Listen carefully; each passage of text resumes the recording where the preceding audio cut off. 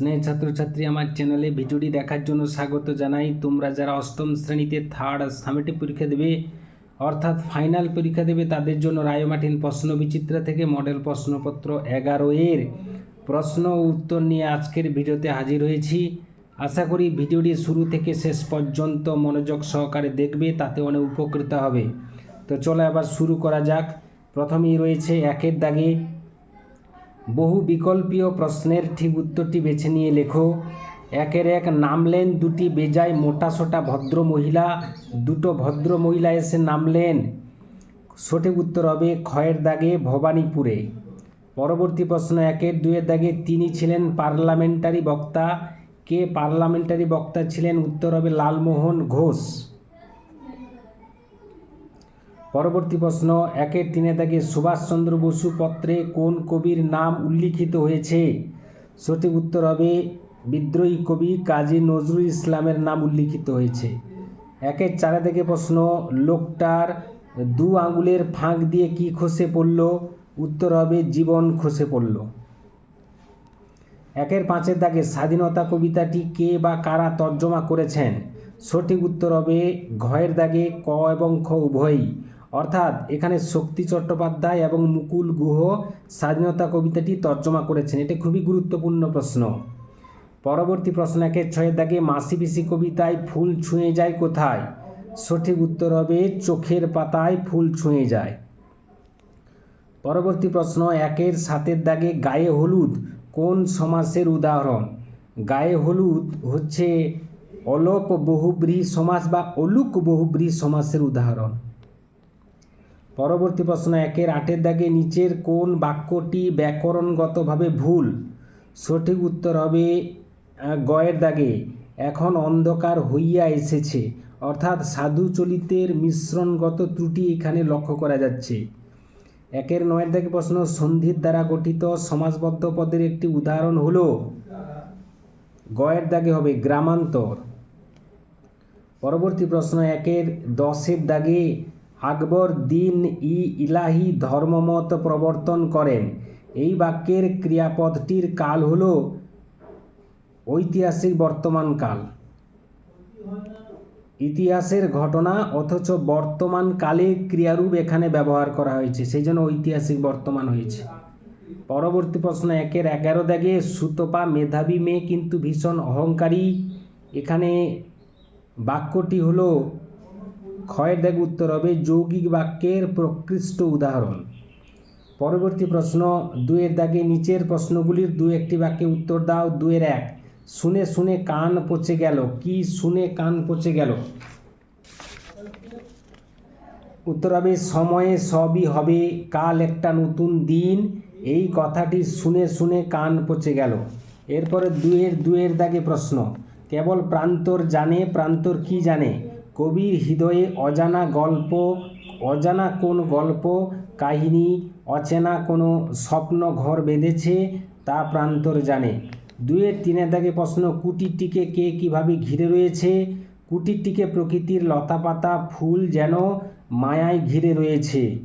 দুয়ের চারের দাগে প্রশ্ন চিঠি পেয়ে আনন্দিত হয়েছি। বক্তা কোন চিঠির কথা বলেছেন? এটি খুবই গুরুত্বপূর্ণ প্রশ্ন। বক্তা সুভাষচন্দ্র বসু প্রিয় বন্ধু দিলীপ রায়ের কাছ থেকে 24/3/25 তারিখে পাওয়া চিঠির কথা বলেছেন। দুয়ের পাঁচে থেকে প্রশ্ন নাটোর বললেন কোথায় স্নান করবেন অবন্দা? এর উত্তরে অবন্দা কি বলেছিলেন? প্রশ্নের উত্তরে অবন্দা বলেন তিনি সাঁতার টাতার জানেন না, শেষটায় ডুবে মরতে হবে। দুয়ের ছয় থেকে প্রশ্ন অতিথিদের সঙ্গে মেয়েলি গল্পের মাঝে কে কে জলখাবার নিয়ে এসেছিল? বুকু ও বুকুর সেজো খুড়িমা জলখাবার নিয়ে এসেছিল। দুয়ের সাথে থেকে প্রশ্ন এই দেখো মা আমার সেই মালাটা কে কখন বলেছে? আলোচ্য উদ্ধৃতিটির বক্তা হলেন টুনু। ভুবন মুখুজ্জের বাড়ির সেজো ঠাকুরুন তার মেয়ে দেওরের ছেলে সতুকে নিয়ে দুর্গার বাড়িতে ঢোকে। এরপর টুনু আর সতু ঘরে ঢুকে দুর্গার টিনের পুতুলের বাক্স রোয়াকে নামিয়ে উদ্ধার করে একটি পুঁথির মালা। সেই প্রাপ্তির আনন্দে উক্তিটি করে বক্তা। 2-এর 8 থেকে প্রশ্ন, চোখের জল বাঘ মানিত না। চোখের জল কার কখন বাঘ মানত না?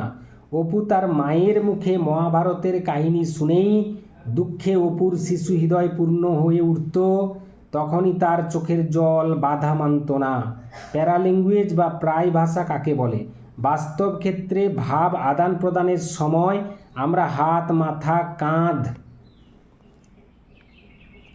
প্রভৃতি অঙ্গ সঞ্চালন, মুখাবয়বের নানা ভঙ্গিমা এবং নানা স্বর প্রক্ষেপণের মাধ্যমে নানা বিষয়কে বুঝিয়ে থাকি। এই বিষয়গুলির লিখিত আকার থাকে না, এটি শুধুমাত্র ভাষার কথ্যরূপের সময় ব্যবহৃত হয়। একেই প্যারাল্যাঙ্গুয়েজ বা প্রায় ভাষা বলে। পরবর্তী প্রশ্ন, 2-10 দাগে আপেক্ষিক ভাবের একটি উদাহরণ দাও। যদি লোভ জয় করতে পারো তবেই জীবনে উন্নতি করতে পারবে। এটি হচ্ছে আপেক্ষিক ভাবের উদাহরণ। পরবর্তী প্রশ্ন, সাধু চলিত রীতির মৌলিক প্রভেদ কি? সাধু রীতিতে সর্বনামক ক্রিয়াপদের পূর্ণ রূপ ব্যবহৃত হয়। বিপরীত পক্ষে চলিত রীতিতে সর্বনামক ক্রিয়াপদের সংক্ষিপ্ত রূপ ব্যবহৃত হয়। 2-12 থেকে প্রশ্ন, ব্যাসবাক্য সহ সমাসের নাম লেখো। গো, ব্যাসবাক্য হবে গো পালন করে যে। সমাসের নাম হচ্ছে উপপদ তৎপুরুষ সমাস। 2-13 থেকে প্রশ্ন, সমতা নষ্ট হওয়া অর্থে কাটা দিয়ে একটি সার্থক বাক্য লেখো। পিতা মারা যাওয়ার কারণে বিনয়ের সংসার জীবনের তাল কেটে গেল। এর পরবর্তী প্রশ্ন, 3-এর দাগে নিচের প্রশ্নগুলির উত্তর দাও। 3-এর 2-এর দাগে, 3-এর 1-এর দাগে আমাদের সিলেবাসের অন্তর্ভুক্ত নয়। ঊর্ধ্বশ্বাসে ছুটল তারা, তারা কারা? তারা ছুটে কোথায় গিয়ে উঠল? প্রথম প্রশ্নের উত্তর, সমরেশ বসু রচিত আদাব গল্পে আলোচ্য অংশে তারা বলতে নাওয়ের মাঝি অর্থাৎ নৌকার মাঝি ও সুতা মজুরের কথা বলা হয়েছে। কোথায় গিয়ে উঠল? মাথা নিচু করে মোড়টা পেরিয়ে তারা ঊর্ধ্বশ্বাসে ছুটে এসে পাটুয়াটুলি রোডে গিয়ে উঠল। 3-এর দাগে প্রশ্ন, এত দুঃখ এত ব্যথা সে কখনো পায়নি। সে কে? তার ব্যথা ও দুঃখের কারণ কি? শান্তিপ্রিয় বন্দ্যোপাধ্যায়ের লেখা পরাজয় গল্পের নায়ক ফুটবলার রঞ্জন সরকারের দুঃখ বেদনার কথা বলা হয়েছে। ব্যথা ও দুঃখের কারণ, গত 15 বছর